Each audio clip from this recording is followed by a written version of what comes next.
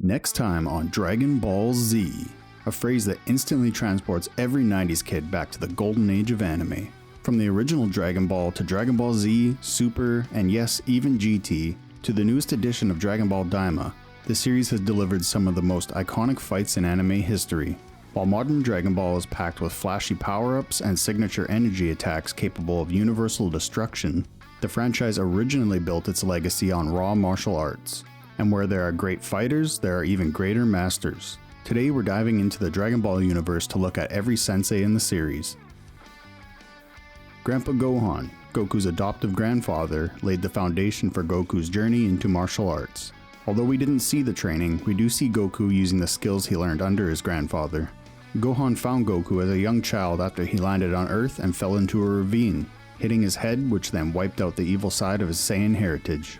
Gohan then took in Goku and raised him, teaching him discipline, survival skills, and the basics of hand-to-hand combat.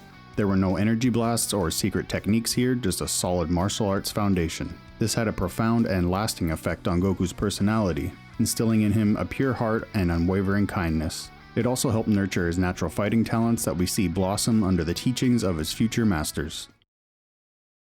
Master Roshi, the most iconic master in Dragon Ball, at least to longtime enjoyers of the series. He is also known as the Turtle Hermit, as not only does he wear a turtle shell on his back, but he also has a pet turtle. This is where Goku starts to drastically improve his capabilities, along with his rival Krillin.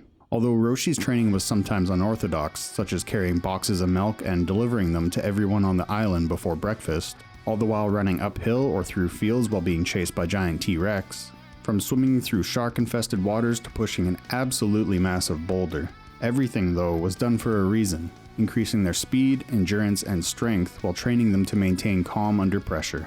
Master Roshi was also the reason Goku learned the Kamehameha later on. Although he didn't teach it to Goku, rather Goku, being the fighting genius he is, taught himself to use it after seeing Roshi perform the energy attack only once. Although Roshi's attack was capable of destroying a mountain while Goku's could only manage to damage a car, this was a sign of his growth yet to come.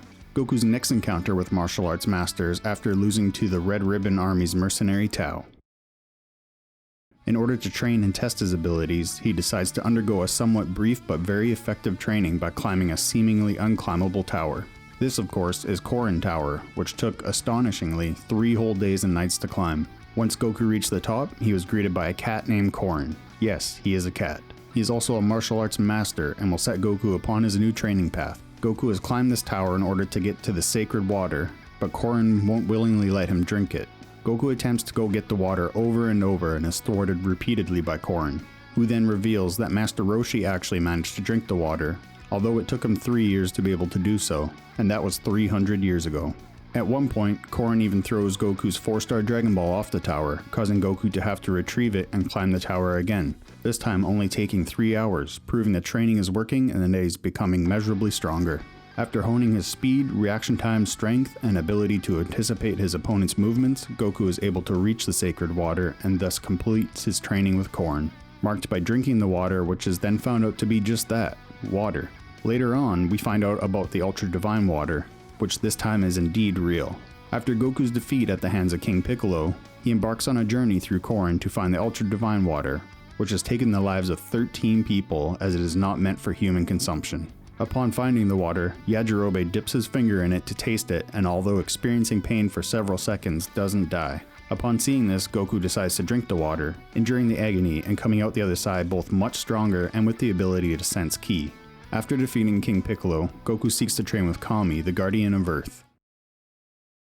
This training takes place on Kami's Lookout, which is somewhat of a floating island located above Korin Tower. This is where Goku's training is taken to the next level. Instead of being trained by Kami himself, he's trained by Kami's butler of sorts, Mr. Popo. The training under Mr. Popo consists of somewhat dodge or die method, climbing a mountain to fetch a crown which attracts lightning. He then must wear the crown while attempting to dodge the lightning strikes, which he fails the first time. After falling off the mountain and coming back, he's able to dodge the lightning but becomes overconfident and hit by the second bolt. He also undergoes training to increase his ability to sense ki, which is much less dangerous. Goku is blindfolded and must catch a cat with a bell on its tail, with the caveat that Mr. Popo is also ringing a bell, making Goku have to rely on sensing the cat rather than rely on hearing the bell. He also faces off against a doll-like version of himself, forcing him to overcome his own limits. During his time in the Lookout, Goku is also introduced to the Hyperbolic Time Chamber. This allows him to complete roughly 15 days of training inside the time chamber while only an hour passes for the outside world. The inside of the chamber consists of a very harsh environment, with the gravity in the training area being 10 times Earth's gravity, the air being much thinner than Earth's, and the temperature fluctuating greatly. All of this combined led Goku to only be able to withstand 1 month inside the chamber, during which only 2 hours passed outside. After defeating Piccolo Jr., then comes a time skip where Goku now has a son named Gohan. After losing to Raditz, which led to Goku's untimely demise, we see him start a journey down Snake Way to see his next master, King Kai. But first, an often overlooked yet vital sensei in Dragon Ball Z is Piccolo. Without his guidance, Gohan would not have become the fighter he is today. After the fight with Raditz, and consequently the death of Goku, Piccolo takes it upon himself to train Gohan after seeing his latent power used against Raditz, and figuring that he will be a necessary ally during the fight against the invading Saiyan duo. Gohan, being the scared child that he is, says that he can't fight, but Piccolo insists that he has great hidden power and decides to prove it, grabbing Gohan by the head and throwing him at a nearby mountain.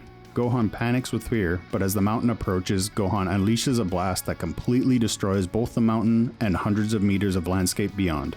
During their training, Gohan transforms into the Great Ape form, prompting Piccolo to both destroy the moon, which causes the change, as well as cut off his tail, being the source of the power. After some time, we see an older Gohan sparring with Piccolo, showing his progress and thus cementing Piccolo as one of the masters in the Dragon Ball universe. King Kai's training will bring Goku to an entirely different level of power. Before King Kai will train Goku though, Goku has to tell him a joke that makes him laugh, which after an intense exchange, King Kai actually breaks down into a laughing fit. All the training takes place on a small island, and the first hurdle is to get used to the 10 times Earth gravity while catching Bubbles the monkey, as well as hitting Gregory the cricket with a large hammer, which required considerable strength, speed, and precision under arduous conditions. After successfully completing his training introduction and both catching Bubbles and bonking Gregory after 3 weeks of attempts, Goku is then tasked with his next level of training. He sets out to master his ki control in order to use the Spirit Bomb technique. This technique allows him to gather the life energy from his surroundings and condense it in order to attack those who are not pure of heart.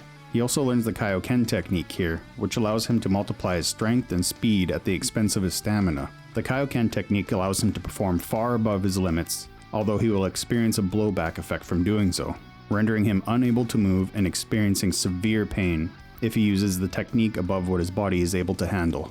Goku's next master he encounters is actually off-screen. After his victory on Namek and the subsequent escape from the doomed planet, Goku lands on planet Yardrat and undergoes training under Paibara. This training is much different from the others, as it purely focuses on precision of ki control. Here's where he learns the instant transmission technique, which allows him to lock onto a key signature and instantly teleport himself to that location. This allows him to travel even faster than his next master, which is quite a feat. Goku's next encounter with the master comes after a battle where he reaches new heights, his battle with the god of destruction Beerus.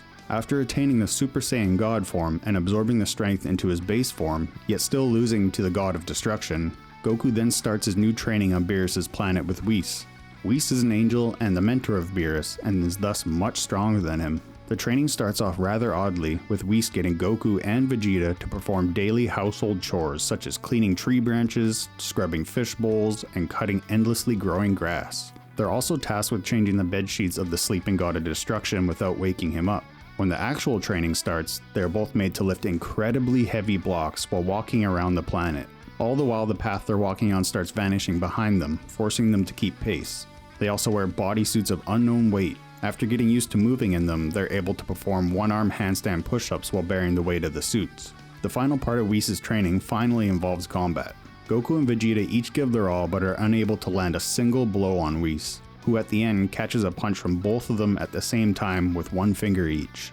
The final lesson imparted on each of them is for Vegeta to relax and let go of the tension in his body when fighting, and for Goku to not be so relaxed, as that often leads him to letting his guard down. All of the training under Whis culminates with the two unlocking the Super Saiyan God Super Saiyan form, also known simply as Super Saiyan Blue. The seeds of the Ultra Instinct technique were also planted in Goku during his training. Beerus is an angel who is now a member of the Galactic Patrol. He plays a pivotal role in Goku's mastery of the Ultra Instinct technique. Miris' approach to training was direct and practical, pushing Goku through actual combat experience. No unorthodox approaches, just developing Goku's skills while focusing on Ultra Instinct. Although only training, Miris is pushing the limits of what angels are allowed, by developing a bias and directly interfering with mortal affairs. When the training is about to escalate into a full-blown battle between Goku and Miris, they are interrupted by Whis, who is not only caught on to what was going on between Miris and Goku, but to Miris' plans to fight Moro, which would have led to him being eradicated for breaking angel code. Paibara makes his first appearance as our next master.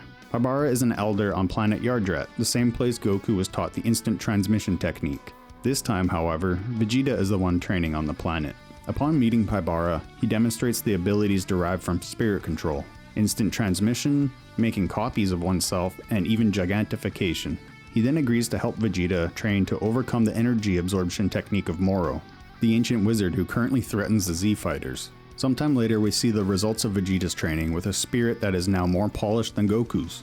When planet Yardrat is attacked, we then see Vegeta fire off a massive energy blast, surprising himself by how much power he's able to project now that his body and spirit are in balance. Resuming his training and mastering the Force Spirit Fission technique, he then finds out he needs to learn the instant transmission technique to be able to make it to Earth to join the fight against Moro. After having some trouble with the location, even teleporting into a bucket of water, he's able to pull it off just the once and make it to the battlefield. With the results of his training in Force Spirit Fission, which is able to tear apart things that were combined through fusion or absorption, Vegeta is able to split off Ki from Moro whenever he lands a hit, both returning the energy from where it was stolen as well as weakening Moro. The training by Paibara has led to one of the biggest power jumps in Dragon Ball yet. From the humble beginnings of Grandpa Gohan's simple teachings, to Piccolo's tough love methods, to Whis and Miris' godly guidance. Every master in the Dragon Ball series is a testament to how necessary and beloved every teacher is in their own way. Each master has contributed something vital to every character they interact with, shaping the future without knowing. Who do you think provided the most important teachings? Be that life lessons, martial arts techniques, or something beyond? Don't forget to like and subscribe, and come back for the next one.